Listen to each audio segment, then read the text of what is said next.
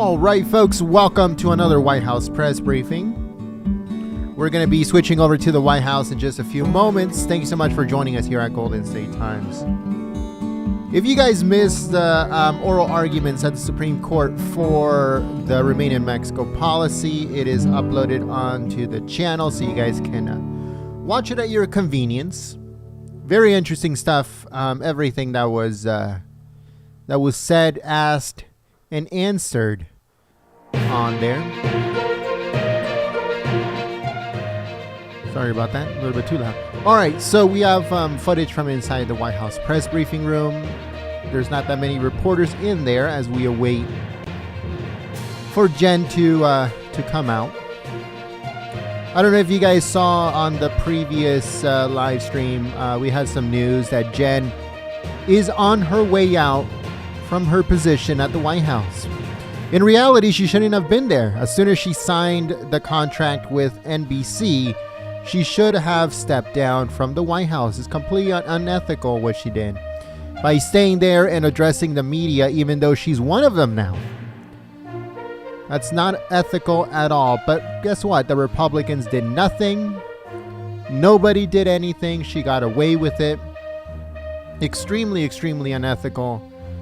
And nothing was done. So, pretty crazy stuff. Give me 1 second here. I think the hot mic is also on.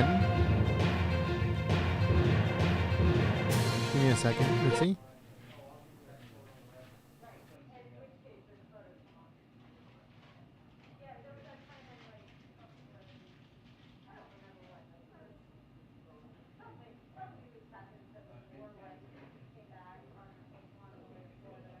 All right, so the hot mic is on. It is on. All right, so thank you so much for joining us once again here at Golden State Times for full coverage of the White House press briefing.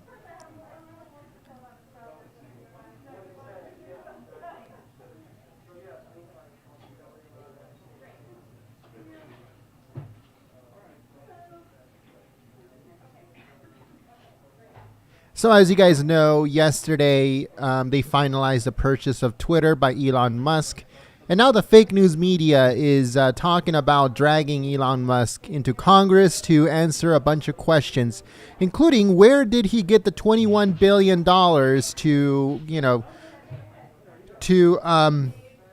to fund his purchase of $44 billion of Twitter. And to answer that question, $21 billion came from different banks. A bunch of different banks and other financial institutions put up that money, along with investors. $21 billion of equity was given, most likely a loan, up against his shares on Tesla and Boring and SpaceX and whatever other companies, Solar City. Elon Musk has so many companies, and he pretty much borrowed against those. Most likely his shares in those businesses. He'll pay back those $21 billion in no time, as Tesla is set to explode in price. Not only as they start to produce and deliver the Cybertruck, which starts in 2023. Also, they are set to release their Android bot, pretty much like a butler robot from Tesla. The new Powerwalls are coming out in 2023. A new type of battery is coming out also in 2023. So many things are going to be released from Tesla. So those $21 billion are going to be paid back to whoever the creditors were in no time. So that's why he wasn't worried about borrowing $21 billion from different financial institutions, including big banks. I don't know if you guys saw this, but according to Jeff Bezos, China is going to have a bigger stronghold on Twitter now that Elon Musk is in charge, is the owner pretty much. And that just goes to show what a sore loser Jeff Bezos really is, because in reality, he's the one. He's the one that is in China's pockets.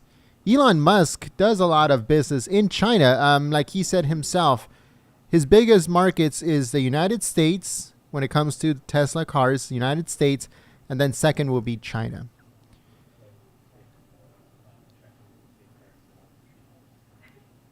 So if you see a headline out there by the fake news media that says the $21 billion mystery, there is no mystery.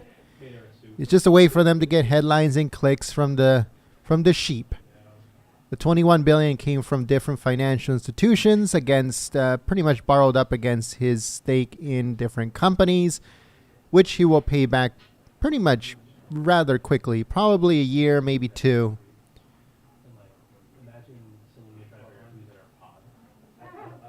According to fake news reports, there's rebellion brewing between the ranks at Twitter.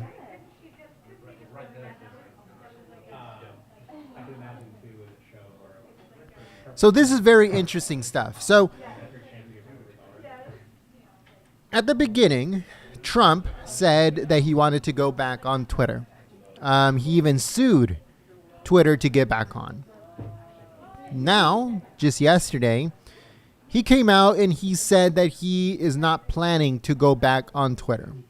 Even if Elon Musk allows him, reinstate his account or whatever, he's not going back on Twitter because he will rather stay at Truth, his own social media network, even though Truth has been live for a month, maybe two. And Trump hasn't been active in that amount of time on Truth. He says, don't worry, I'm going to be active on there within the next few weeks. What is he waiting for? I have no idea. I have no idea what he's waiting for. Maybe the site is too buggy. Maybe the fact that only iPhone users have it. It's very, very stupid the way that they rolled out Truth. Why would they roll it out only for Android users? Who knows? That is something that just blows my mind. I have no idea why they would release it on Android. on iPhone first, and then eventually get it out to Android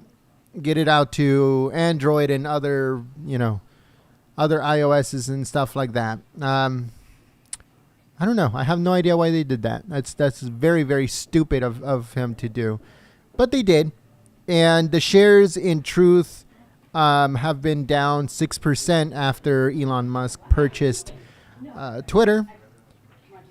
Trump knows that even though he still has a lot of pull and a lot of interest, a lot of people are still interested in him, they're not going to be match for Elon Musk and Twitter.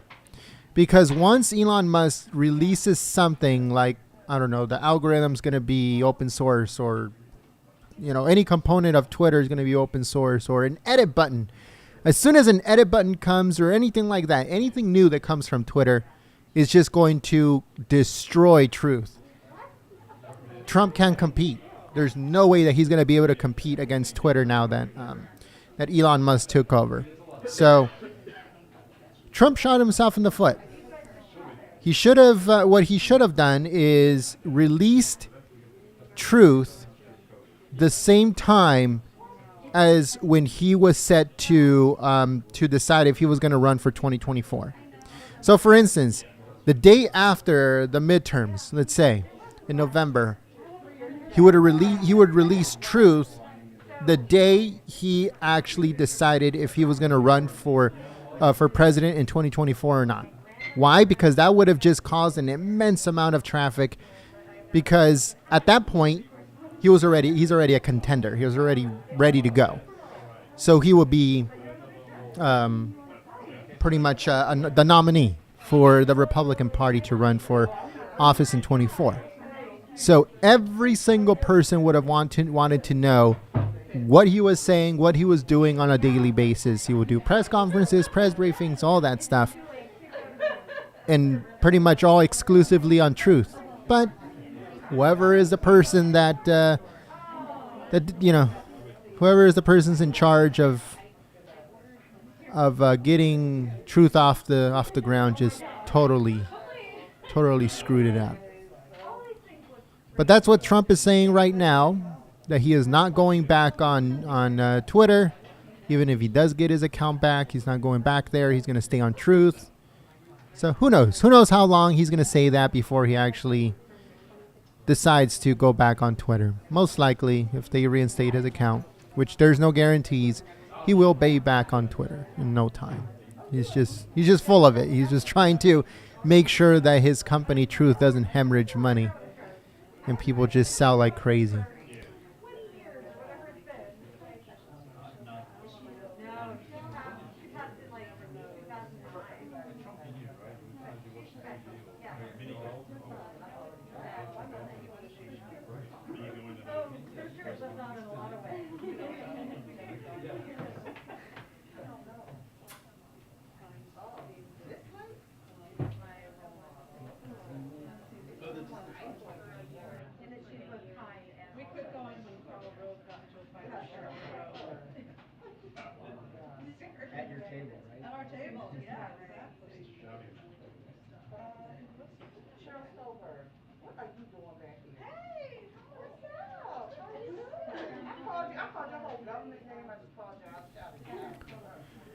All right.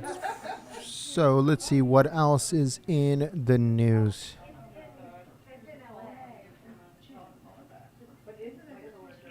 Two-minute warning debriefing. 2-minute warning debriefing. All right. So 2-minute warning, folks.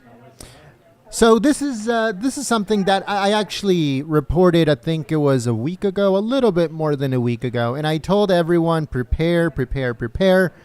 The same way that I told everyone that the gas was going to be at $7, $4 on a national average. Well, here we go again. I already warned people once. That was probably a month ago, and I'm going to warn you guys again. The Democrats are preparing a tax hike. They're going to raise your taxes, not this BS that, it's only going to be for people that make $400,000 or more. No, it's going to be for everyone. So prepare. The Democrats are already drafting a bill to raise your taxes. The concrete number hasn't been released as of yet. But what I can tell you guys is that please prepare because your taxes are going up. They're trying to figure out a way how they're going to pay for all of those stimulus checks that everyone got. They're trying to figure out how they're going to pay back every single piece of debt that they have accumulated over the last few pretty much months since Biden got into office. As you guys know, as soon as Biden got into office, they started printing like crazy. And now they're trying to figure out how they're going to pay it back. Well, guess what? It's going to be through you and your taxes. So Manchin, way too loud. Hold on, give me 1 second, folks. Way too loud. All right, so Manchin and Schumer are right now writing up a draft on how to raise taxes.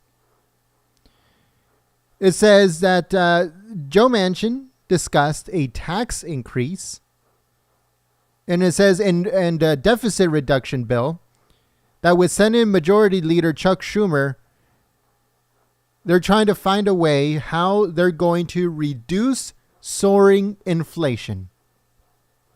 So what these really, really evil people believe is that by raising your taxes and raising your interest rates, it's going to bring down inflation.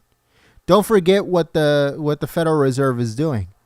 They are raising up to 4% the interest rate, 7 rate increases this year, and another 2 to 3 next year. So by July of 2023, most likely there will be a 5% rate increase in interest rates.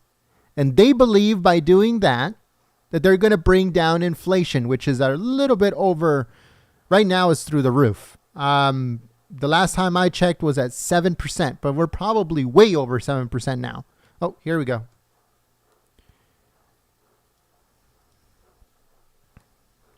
Our new White House COVID response coordinator in the briefing room. Dr. Shah will be talking about two important pieces of work in our we are working on with Congress. First, expanding access to life-saving COVID-19 treatments, and second, our urgent need for funding from Congress. He has time just to take a very small number of questions today, but he will come back soon, I'm sure. So with that, I will turn it over to him, and then we'll proceed with an oral briefing. Good afternoon, everybody. Good afternoon. All right, well, it's great to be with all of you. A little exciting and a little scary with this crowd. So I want to take a minute to talk about where we are with the pandemic. I believe we are at an inflection point. One hand, we know that BA2, the subvariant of Omicron, has become dominant. Cases are rising across the country. But hospitalizations are at the lowest level of the pandemic, right? And deaths are continuing to fall. We're down to about 300 deaths a day. Still too many, still too high, but doing so much better than we have throughout much of this pandemic. Despite all of that progress, and I think a lot of that is driven by the fact that we've more than 200 million Americans vaccinated, more than 100 million Americans boosted, we know this virus is tricky. We know that the risk of potential surges, even of a potential new variant, remains out there. The good news is we are at a point where we have a lot more capabilities, a lot more tools to protect the American people. Testing, vaccines, therapeutics, these are the sort of the pillars of how we manage the rest of this pandemic. And that's why what I want to do is spend some time talking to you about those tools, about our capabilities, what we're doing as an administration, and what we need from Congress to continue to protect the American people. So first I want to talk about Paxlovid, the therapy that is becoming increasingly available to the American people. For those of you who have not followed this very closely, Paxlovid became authorized by the FDA in late December. At that point, there was just a very limited supply of these pills. The clinical data suggests that it has an enormously beneficial impact, reduces hospitalizations by more than 90%, and is very, very effective at preventing severe disease. Over the last few months, the administration has worked very hard with Pfizer to increase the supply of Paxlovid and acquire more and more doses for the American people. And now our job is to make sure that these doses are getting out there and they're getting into the hands of patients who would benefit from them. So what are we doing? And I want to talk about four major things. The first is we are opening up the number of sites that can order directly from the federal government supplies of Paxlovid. Until this recent change, the way pharmacies got Paxlovid, either you were a test to treat site or you got it from your state. But now we're opening up a federal pharmacy channel, and what that means is pharmacies can order directly from the federal government. Currently, there are about 20,000 sites in the United States that carry Paxlovid. We expect with this change that we will very quickly get to 30,000, and within the next couple of weeks, I expect us to get to about 40,000 sites. Paxlovid will be widely available everywhere in America. That's going to help a lot. The second is the president announced the test to treat effort that we have launched. Right now, there are about 2,200 test to treat sites across the country, and we are going to make a series of efforts to expand the number of test to treat sites, including new federal initiatives that will allow for us to build on other federal testing sites to allow for those to also have a treatment component. So if you test positive, you can go and get treated with Paxlovid, of course, if you are eligible and deemed so by a provider. Third is we really are doubling down on our communication and education efforts with physicians and other prescribers. In the beginning, when Paxlovid first became available, the word on the street was these things are now widely available. You should restrict it to the highest risk patients. Too many physicians still have that mindset. And what we need to do is to help American physicians and nurse practitioners and others who can prescribe understand that we now have plenty available. And anybody who is eligible, anybody who's high risk, should be getting Paxlovid, obviously based as long as they meet the clinical criteria. And so that education campaign is going to be really important. And then last but certainly not least is we're ramping up our public awareness campaign so that patients also understand that if they test positive, they should consider going to a test to treat site or reach out to their physician, but to get assessed for whether Paxlovid would be useful for them.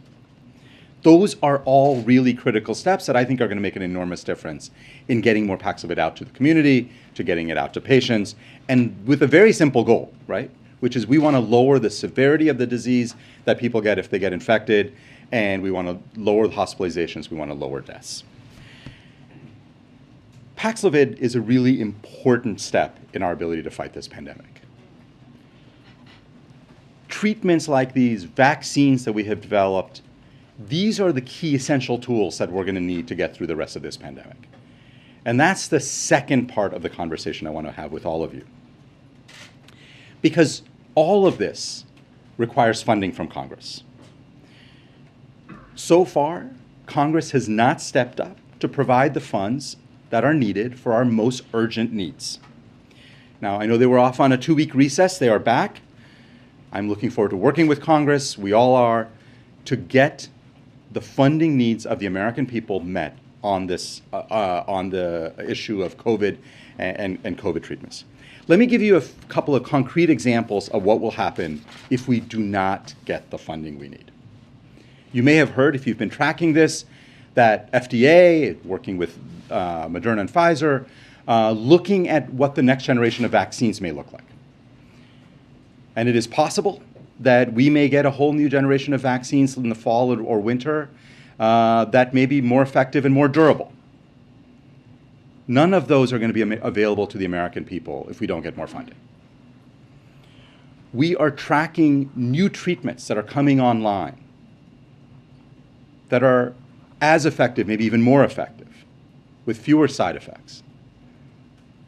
Those treatments will not be available to Americans because other countries are stepping up and making purchases for those treatments while we await funding from Congress.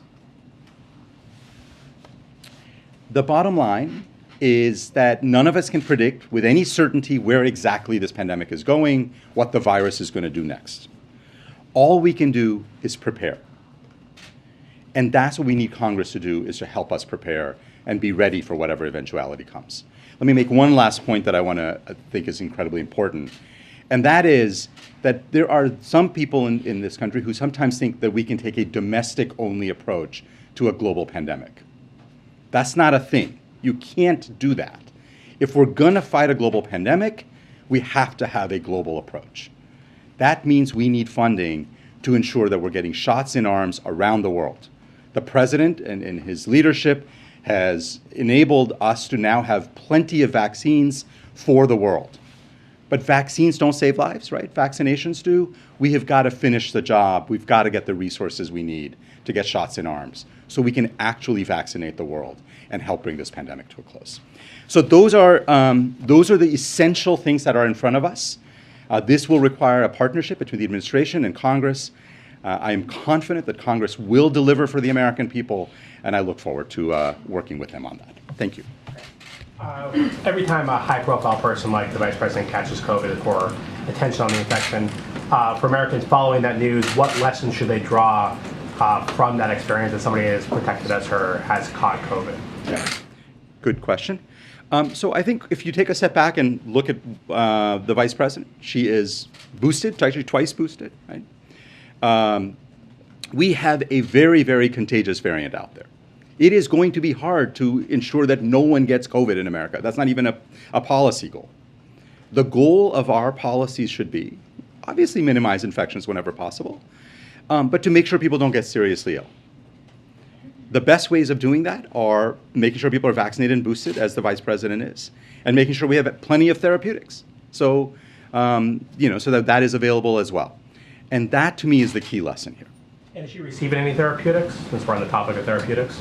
That's a conversation that she's having with her physician. I'm not her physician. I'm not privy to those conversations, so I don't know the answer to that. Thank you, Dr. Shah. Welcome to the briefing room, by the way.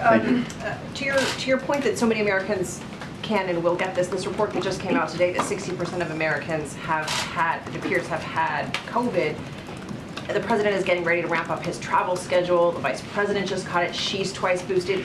Should Americans be prepared for a time when President Biden gets this? Is it just a matter of time that the president could get COVID? I wouldn't say it's just a matter of time, but of course it is possible that the president, like any other American, could get COVID. The bottom line is he is vaccinated and boosted. He is very well protected. He's got very good protocols around him to protect him from getting infected. But there is no 100% anything. And I think the key focus has got to be we got to continue protecting the president. That's what the protocols around him are designed to do. Yeah, let me leave it at that. Yeah, part of the congressional funding is to potentially deal with the uninsured fund that has run out of money. What does the uninsured fund not having any money in it mean for Paxlovid? Or if someone who's uninsured gets COVID right now, what does that mean for them? Yeah, so first of all, Paxlovid itself will be free, right? Because They have to see a doctor? but they have to see someone who can actually prescribe it for them.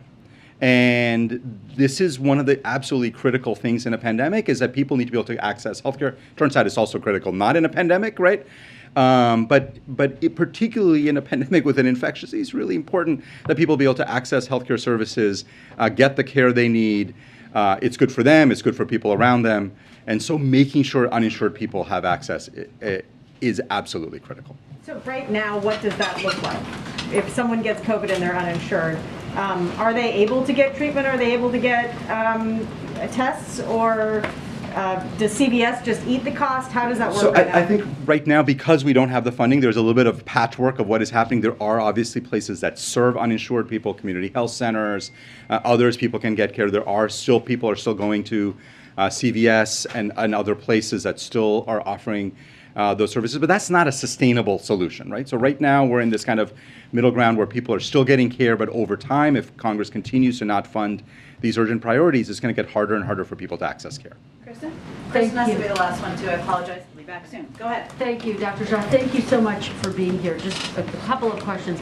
One, can you tell us, was President Biden tested today, and has he tested negative? Do we know the last time he tested negative?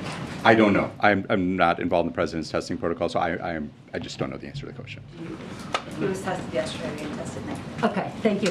On Paxlovid, I just want to be crystal clear, because you're trying to expand access to it, but you still say if people meet the medical requirements. Yeah. Does that mean that Paxlovid should only be taken by people of a certain age and who are immunocompromised, or that it should be taken by anyone who has symptoms? No, so neither. FDA has laid out a very clear set of criteria for who should get Paxlovid. Very basically, it's anybody who's at high risk of developing complications. And the FDA points to a CDC assessment. It's a long list. I can read it all to you, but of course age is important, presence of chronic diseases. But the bottom line is that, and what I am recommending to family and friends is, if you get COVID, you should see a provider and make that assessment with your provider. A lot more people are eligible and would benefit than I think people think. And just very quickly, can you help us to understand this moment that we are in? Because on the one hand, cases are going up, particularly on the East Coast. As you have said, hospitalization and deaths are going down. But is the country in the midst of a surge? What I would say is, we are going to see cases go up and go down during this pandemic as we head into the weeks, months, and years ahead. The key things that we need to be following are our healthcare systems getting stressed. Are people ending up in the hospital with severe illness? Obviously, are people dying at high rates? Those are, in my mind, the most important metrics. And right now, while infection numbers are rising, and of course we all want to see infection numbers coming down, the good news is, because of the extraordinary work of this administration, we've got Americans much better protected. And that means that we're not seeing a huge bump in hospitalizations. The deaths are still declining. Obviously, we want to continue tracking those metrics. Thank you, Dr. Shah. You're invited anytime. All right. Thank you, everybody. Thank you. Okay, a couple items at the top. Today, we announced this morning that during Second Chance Month, President Biden made a number of announcements focused on second chances and reentry, which, as leaders on both sides of the aisle recognize, will help prevent and reduce crime and strengthen our communities. The president announced 75 sentence commutations and 3 full pardons. All of these individuals were convicted of non-violent drug offenses, and many have been successfully serving their time on home conditions. confinement. He also announced more than 20 major actions from a dozen agencies to expand second chance opportunities. This includes a first-of-its-kind partnership between the Department of Justice and the Department of Labor to invest $145 million in job training and intensive reentry in federal prisons. It also includes steps that will make more incarcerated students eligible for Pell Grants, make it easier for those who were incarcerated to enroll in Medicare, and help formerly incarcerated veterans get their benefits restored. As we speak, Susan Rice, Dana Remus, and Cedric Richmond are holding a virtual roundtable with 6 formerly incarcerated individuals to discuss the president's first clemency announcement, the new reentry policies and programs we announced today. Today's announcement marks important progress, and we will continue to review, the President will continue to review clemency petitions and deliver reforms that advance equal justice and public safety. Also wanted to note that today, Secretary Austin, you may have seen, hosted a meeting of the Ukraine Defense Consultative Group with ministers of defense and chiefs of defense from more than 40 countries at Ramstein Air Base in Germany. The goal is to bring together countries from around the world for a series of meetings on the latest Ukraine defense needs to help Ukraine win the fight against Russia's unjust invasion and to help Ukraine's defenses for tomorrow's challenges. As Secretary Austin said, it was an important and constructive day. Agenda topics included near-term priorities and longer-term planning, the latest battlefield assessments of the renewed Russian offensive, establishing a framework for prioritizing requirements and logistics for resupply, and energizing the defense industrial base to continue the steady flow of security assistance. More than 30 countries have now stepped up to meet Ukraine's urgent needs and have committed more than $5 billion of equipment, including $3.7 billion from the United States, to support Ukraine's defenses. We also wanted to welcome an important announcement by our German allies today to send Ukraine some 50 Cheetah anti-aircraft systems. We would also highlight the British government's announcement yesterday that it will provide Ukraine with additional anti-aircraft capabilities, and Canada's announcement that it will send Ukraine armored vehicles. I believe that's it. Why don't we jump around to people who didn't get questions initially? Go ahead. Thanks, Jen. Quick question on Dr. Zhou talking about cases going up and the VP testing positive.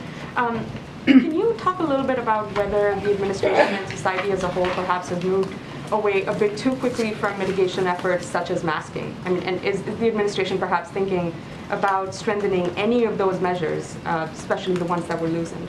Well, those decisions and those recommendations are made by the CDC and our public health officials, so I don't have anything to preview for you. Those are decisions that they make, and we obviously abide by that from here. I'd remind you that their recommendations include are based on what zone of the country you live in, right? Whether it is a green zone, yellow zone, or a zone that has a higher rate, and they continue to recommend masking on transportation, that we abide by that from here as well. So I don't have any changes on that to preview. But as Dr. Zhou noted, our focus, and as we noted when we rolled out our 100-page plan, continues to be on tracking and reducing hospitalizations and deaths. And we're certainly aware that with a very transmissible variant, that we expected there could be a case increase, as we've seen over the last few weeks with BA2. So even in the regions that are witnessing a surge, I mean, there are no discussions that perhaps you can talk about what these latest sort of surge in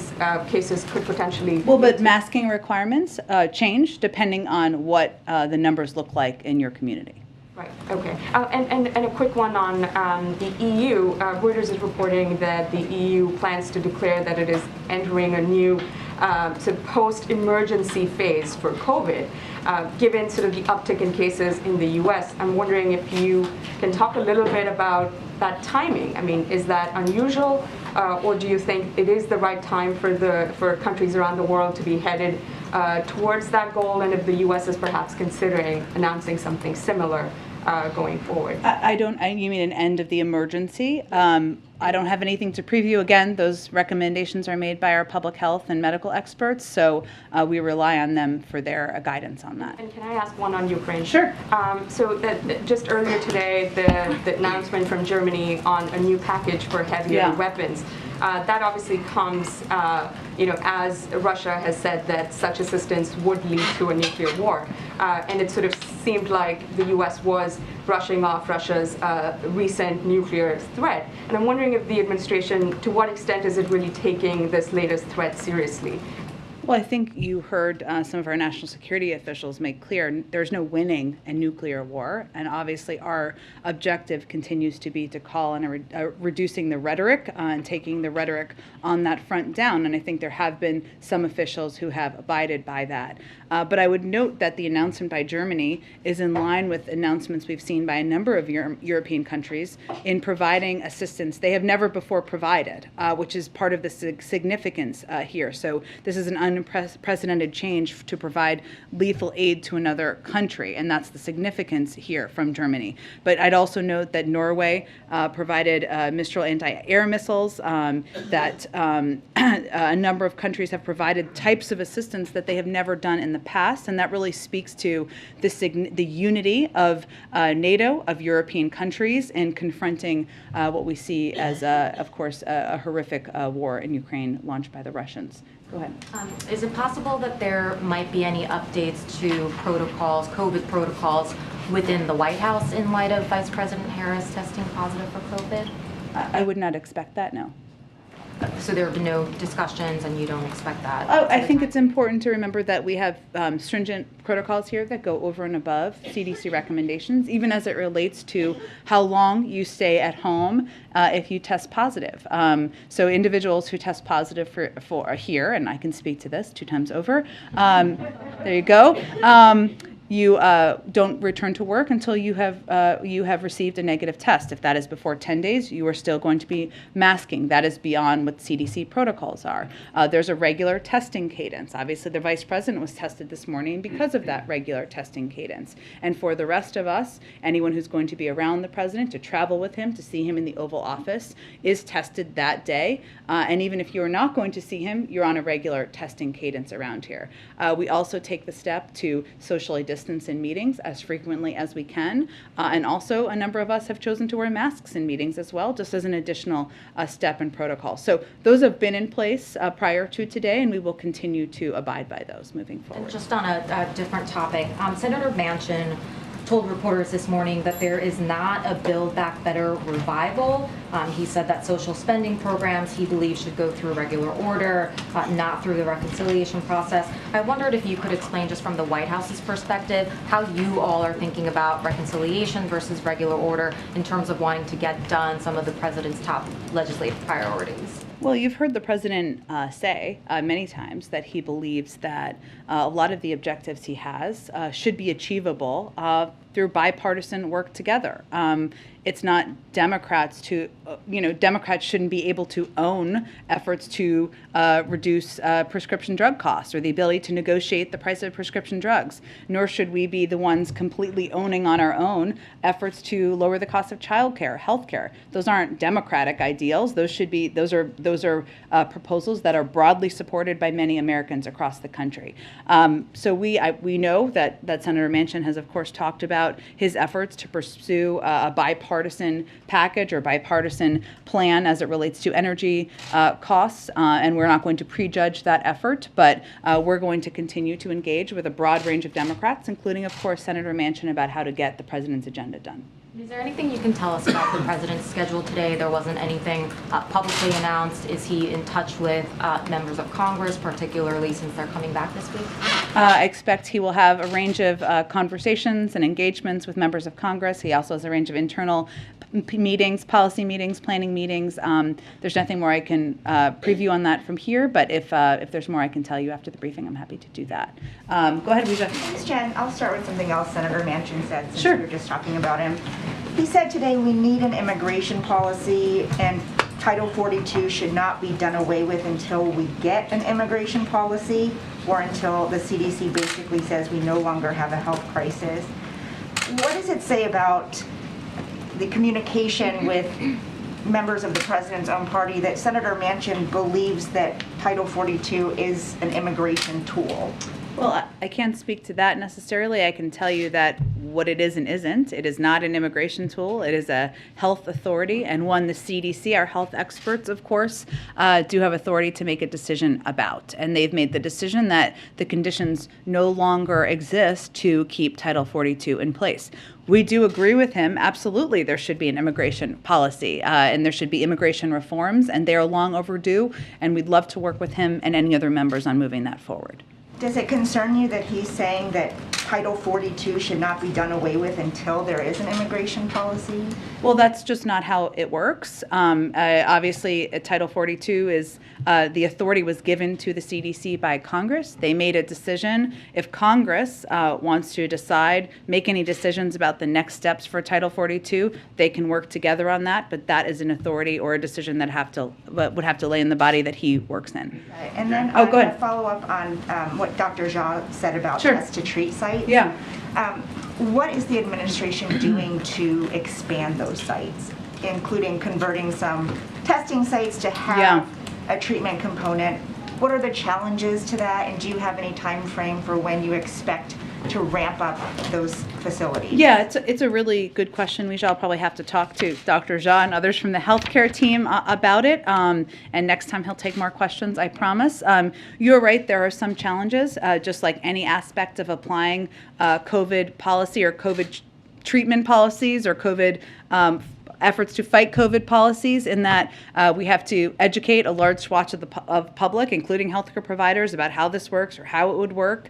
There's continued efforts to do that, but I'm happy to check with them on expansion plans or how that might work. One more quick one on vaccines for children under 5. Yeah. The group Protect Their Future is just one of many groups that are urging the FDA to consider Moderna's application for an EUA before June, which is when Pfizer will also submit theirs. What is your response to these groups who are concerned that it appears the administration is doing Pfizer a favor by waiting to consider both Moderna and Pfizer at the same time, when Moderna's data is already ready for review by the end of this week? I'd really point you to the FDA for their decision-making process, but I would tell you that, of course, as a parent of a child under 5, I am eager to have vaccines approved and available, and I want to make sure they go through the proper protocols and process. But I would point you to the FDA. And on clemency, Yeah. there are 18,000 petitions pending for clemency. Yeah. Does the president plan to increase his pace of consideration, as he talked about possibly doing? And also, is there consideration of a permanent clemency review process that would kind of institutionalize this process going forward? Well, first, it's important to note that the president has issued more sentence commutations at this early point in his presidency than any of his last 5 predecessors at the same point in their first terms. So we are far ahead of any of the last 5 presidents. That is because this is a priority to the president. And as I noted at the top of this briefing, he feels this is, second chances are important, and he believes this is absolutely a right step in our justice system. He's going to continue to review clemency petitions, and that is going to be an ongoing process that is, of course, run through our counsel's office. So it doesn't stop here. It will be ongoing, and there will be more in the future. Thank you, Jen. On Title 42, we've heard you guys say that this is a public health order, it's not an immigration order, it's the CDC's decision. But yesterday, members of the Congressional Hispanic Caucus who met with the president relayed some of what he expressed in that meeting. And one of them said that the president told the group that he was looking forward to lifting Title 42, describing it as an excuse to keep people out of the country and anti-immigrant. Is the president really wanting Title 42 to go away because it was a Trump-era policy? Well, the president has never felt that Title 42 was an effective immigration policy, and he talked about that during the campaign. But the authority has always rested in the CDC to make that determination. And he left the CDC to make that determination, unlike his predecessor about a range of decisions. So the president has never made a secret of the fact that he thinks immigration reform is necessary, and that Title 42 was never a replacement for comprehensive immigration reform that would put in place place smarter security that would ensure there was an asylum processing system that worked, and that is something he would be eager to work with anyone on to get done. So if this conditions warranted it, would the White House want to see the CDC reimpose Title 42 in the instance that the cases are up and the metrics that they use to measure that warrant that decision? Well, the CDC, again, has the authority to make a determination about what the health conditions warrant. So we will leave it to them to make any decisions or recommendations. And then with the vice president being out, obviously she's broken a lot of ties for votes. And then we have Senators, I believe, Wyden and Murphy also out. Is there any concern about ability to get confirmations through this week with her absence? Well, I would say there are also some Democrats who have announced that they have also tested positive for COVID. You may be referring to the Federal Reserve nominees or others. That is something that members and leaders will work through in Congress. We are confident we have the votes to get them confirmed. We're eager to have them in place. But of course, we need all members there to do that. And I had one follow-up on Dr. Jha, something that he said earlier. Sure. We've talked about the administration surging resources to the border, including resources to vaccinate migrants. And the last time I asked about this, I believe your answer was something along the lines of we have enough funding and supply to take care of the 23 sites that DHS is going to be running to get migrants vaccinated and also take care of uninsured Americans. But it sounded in his answer like that might not be the case anymore. So are we in a place now where there might be a choice where people would have to choose, or the administration would have to choose between supplying resources to migrants coming across the border versus taking care of uninsured Americans? I'm happy to check on those resources, Jackie. I would say that our broad concern about COVID funding is based on a couple of issues that he talked about. One of them is making sure that we are ahead of the world on being able to order ahead, primarily, a lot of different treatments that will help ensure that we have the best vaccines, the best boosters, enough supply once individuals under 50 are eligible, and certainly we want to keep all of our programs running across the country. And I just have one more on the Hunter Biden reporting that we've seen come out. Does the president still maintain that he never spoke with his son about his business dealings? And given this reporting on Eric Schwerin, does he also say that he has never spoken to his son's business partners about his son's business dealings? He maintains his same statements that he's made in the past. I would say, I know you're referring to Waves records that were released more than 10 years ago. I really don't have more detail or information on them. I'd note that there was a gap when Waves records were not released, but I don't have more information about visits from more than 10 years ago. Go ahead. Oh, well, let me go around to people who haven't got. Go ahead. Oh, thanks. Two questions on the war on Ukraine. Yeah. First of all, on food aid. Yeah. Does the administration have any idea of how much money you'll need yet for global food aid, given the shortfalls due to the war on Ukraine? Sure. So well, let me first say that we are not expecting a food shortage here at home, but we are acting to bolster food security around the globe, both unilaterally and in conjunction with allies and partners. One of the steps we're taking is we're really conducting extensive diplomacy to encourage all countries to refrain from export restrictions and excessive stockpiling, obviously buying up or not exporting goods or products they would normally do, because it can exacerbate supply chain challenges and price inflation. And we want to consider how to expand production of key areas where we could see that happening: oil, seeds, and associated commodities. We're also working through multilateral channels, including the G7, to provide a range of funding to the Global Agriculture and Food Security Program. A $1.7 billion multilateral financing mechanism is part of what we've done there that has helped the world's poorest countries increase investments in agriculture and food security as we're anticipating global shortages in some regions of the world. And through Feed the Future and new nutrition commitments, we're also committing over $11 billion over the next 5 years to address food security security threats and nutrition across the globe, in addition to the over $4 billion in humanitarian assistance funding. So we've taken a number of steps, funding mechanisms, multilateral financing mechanisms, also contributing and trying to use through diplomatic channels, efforts to prevent stockpiling and decreasing of exports, because we anticipate it could be an issue, and we're already seeing that in some parts of the world. Okay, so no idea what the global overall total would be for how much food aid. I don't think we have a prediction of that at this point. So what we're trying to do is we're trying to get ahead of what we anticipate being a shortage or an impact in some parts of the world, and working through multilateral mechanisms to help address that, even as we don't foresee it being a food shortage issue here. Then on natural gas, Russia says it's going to cut off Poland starting tomorrow, which is a pretty big escalation by Russia.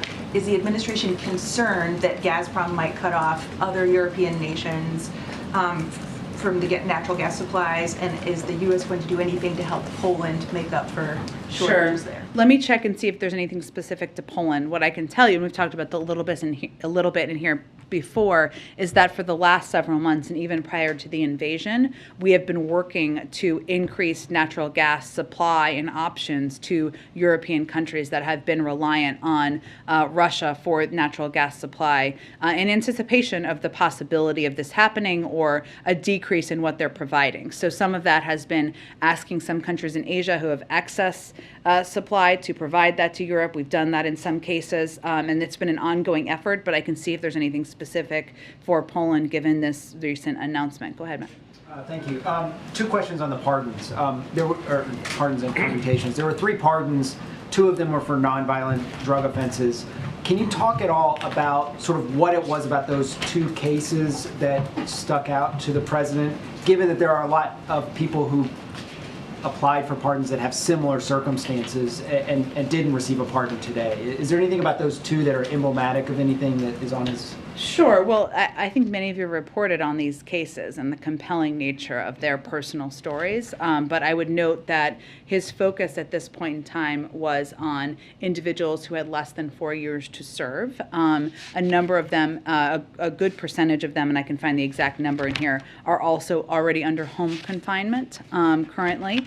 And this is, again, just the first step. And he will continue to review clemency requests and petitions over the course of his presidency, and certainly in the coming months. In addition, there's a large backlog of people who have applied for pardons and commutations. And given that, was there any denials in this first wave? Is he denying anybody a pardon or commutation? It's a good question. I'm happy to check with our counsel's office and see, or if it was just this was the first round that was granted through the process. Go ahead, Cheryl. 2 questions, Jen. First, following up on Dr. Shah, he said that he talked about global funding for the coronavirus pandemic. Yeah. Republicans have said that they want that money offset. So does the administration intend to propose ways to offset that $5 billion, or do you think that's a lost cause? And second, the president has a number of crowded events coming up on his calendar, a couple of funerals, the White House Correspondents' Dinner, and in light of the vice president's diagnosis, can you talk about the calculations that the president is making in thinking about whether to attend these kinds of events, Sure. and also whether he has any special obligation as president to keep himself safe? Sure. Well, on the first question, Cheryl, we're not quite there yet. I mean, we have requested 22.5 in the past, and obviously that is where our emergency request will be moving forward for the short-term needs that we have. This has been past COVID funding, as you well know, has been passed through emergency authorities where it hasn't been offset, and we certainly think that's reasonable, but we're at such the early stage of this process, having not even sent it up to the Hill yet. We're going to have all of those conversations about how to move it forward. On the second piece, what I will tell you is that we make risk assessments here, just like every American does, and as it relates to, of course, keeping the president safe and all of us safe. Now, naturally, he has access to the best health care in the world. He consults closely with his doctor. We take a range of steps, I noted in response to MJ's question earlier, that go beyond even most workplaces in the country in terms of required testing for those who will be around him, social distancing. Obviously, he has his own regular testing cadence. But we do make assessments assessments, and he makes assessments about when he feels it's important for him to attend or participate in an event. And you mentioned two of them. Obviously, this weekend, he'll be attending the White House Correspondents' Dinner. It's an opportunity to honor the work of all of you and many of your colleagues, and to talk about the importance of journalism in the world. That's an event he's attended many times in the past, and he made a decision through consultations that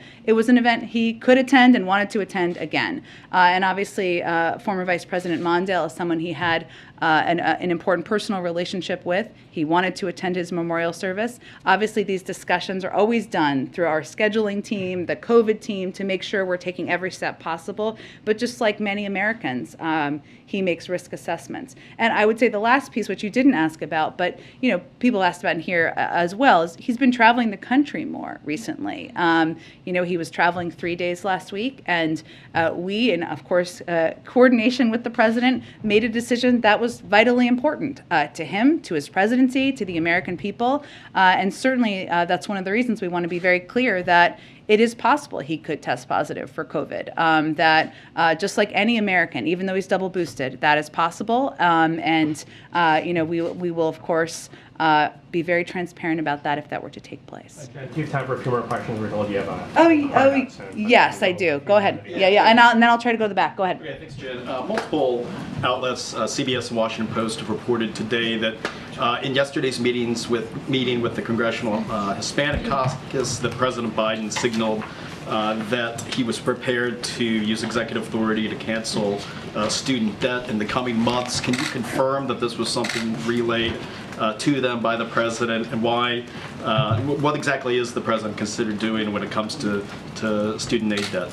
Sure. Well, let me use this opportunity to reiterate that nobody has paid us a penny in federal student loans since the president took office. And what we've said from here is that, and what he reiterated, is that he will make a decision before there's an end to that pause. Right now, it's been extended through August, and we have talked about how we are looking at, and he is looking at, other executive authority options he has to bring relief to people who have student loans.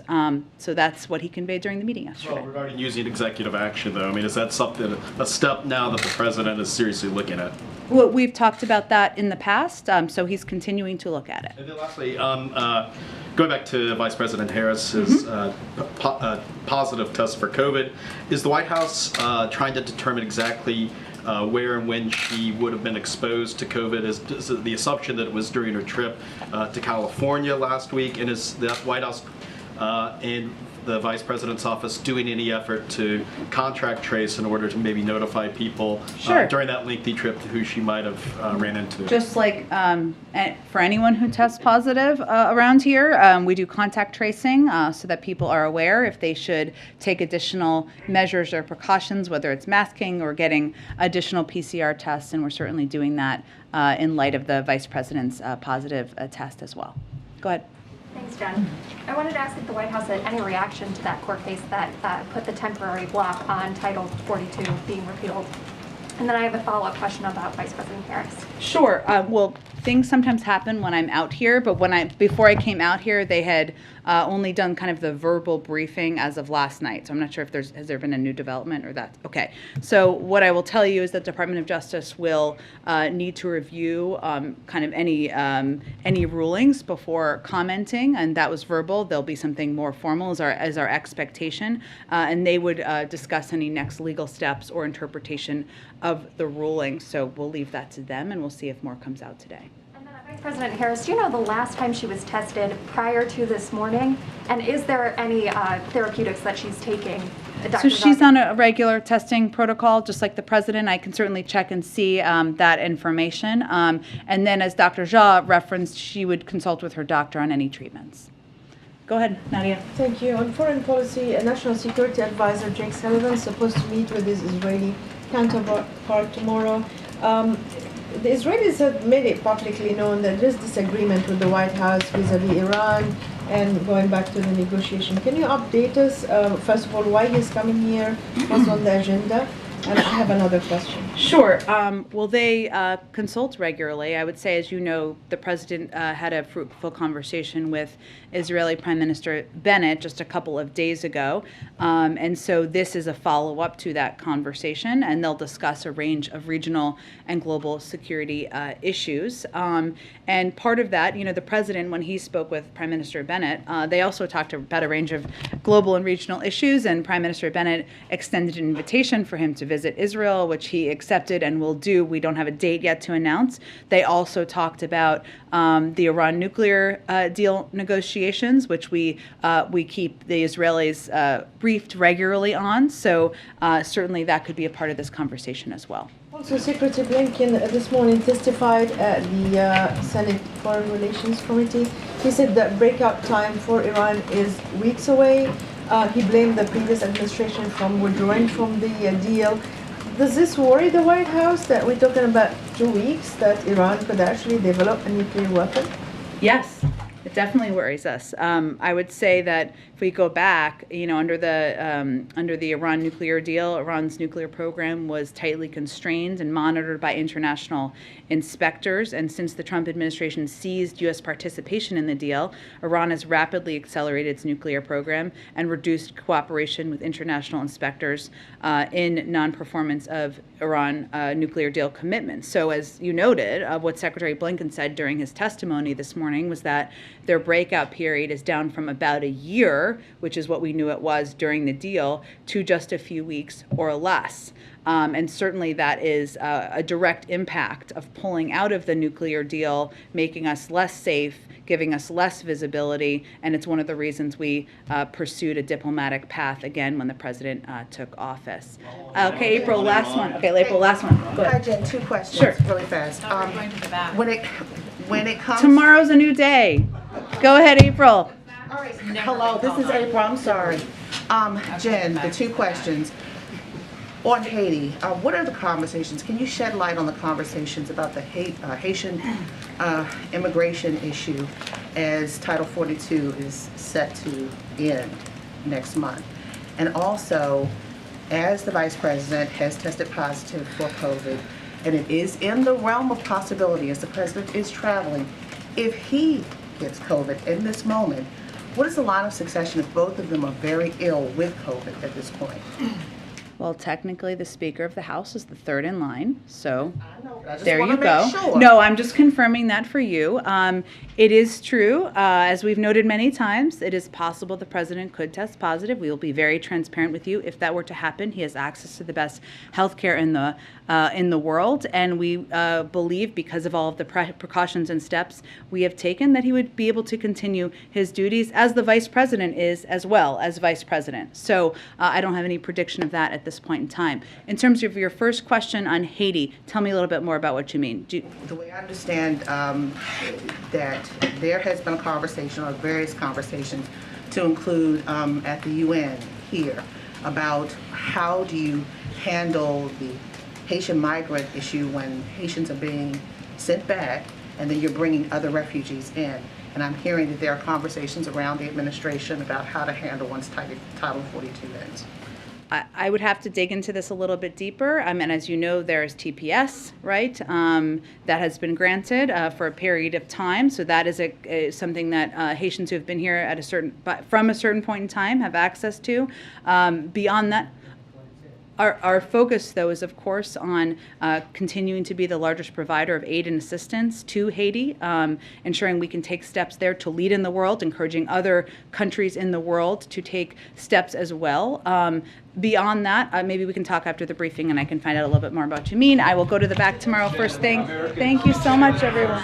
Jen, Americans continue to suffer under high gas prices, especially low-income Americans, Jen.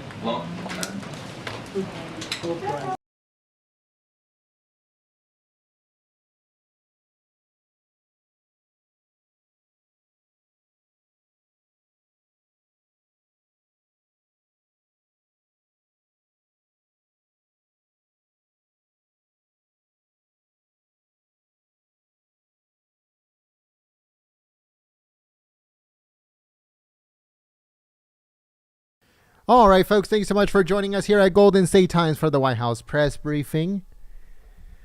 a lot of stuff has been said, but not much about the tax increases that Manchin and Schumer are planning.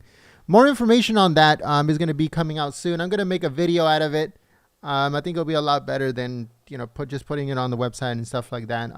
Maybe we can talk about it and see if we have any clues of what they're potentially planning. Again, I have warned people that there was going to be a tax hike probably in the middle of last month. I told everyone to prepare. This is my second warning right now. Tax increases are coming. Again, I don't try to be doom and gloom. I don't try to be a guy, the bearer of bad news. But my job is to make sure that you guys are informed on what these evil people are planning. Not only 7 rate increases for a total of around 3% from the Federal Reserve, right? Making it nearly impossible for anybody to buy a new home. Definitely first-time home buyers won't be able to buy one anytime soon with 7 rate increases. But on top of that, they want to raise your taxes. Because they believe that by raising your taxes, raising the interest rates, that's how they're going to bring down inflation. These people are stupid. No. That's actually insulting stupid people. These people are evil, is what they are. They like to see people hurt.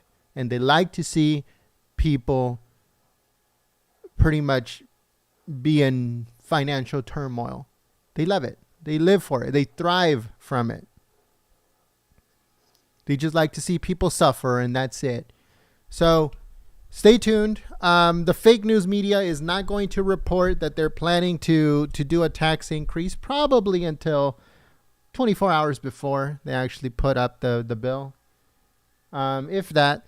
And once again, they are going to pass these tax rate increases in the dead of night.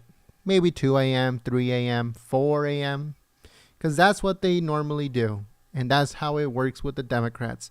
They pass everything while you're asleep. So while you're snoring and you wake up the next morning, you're living in a completely different world.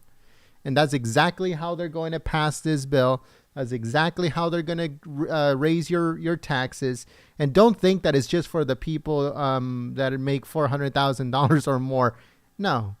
The whole $400,000 or more thing is for the unrealized gains, I think they call it. So capital gains, unrealized capital gains. I think that's what they're calling it. So that's just that.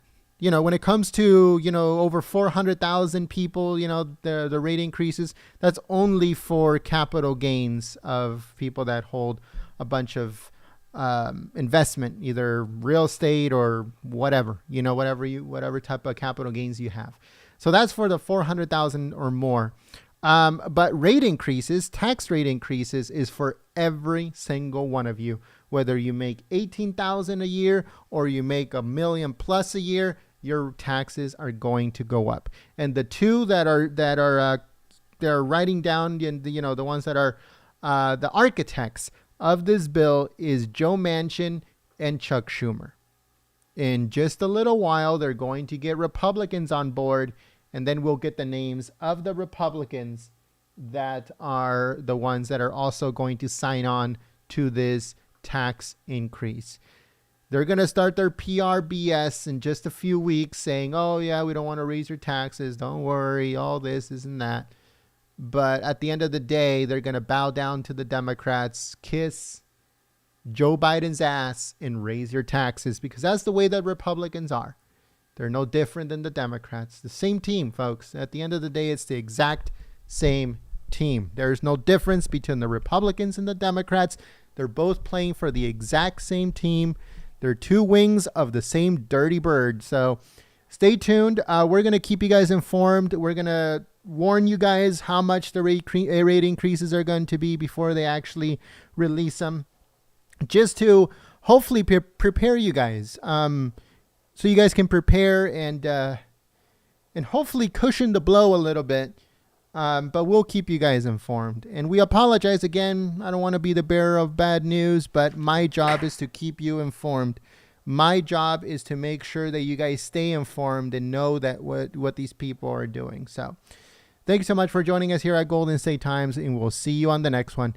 God bless every single one of you guys, and never ever forget that God is in charge. He is in control. God is in control, and Jesus is King of Kings. Never forget that. Never fear.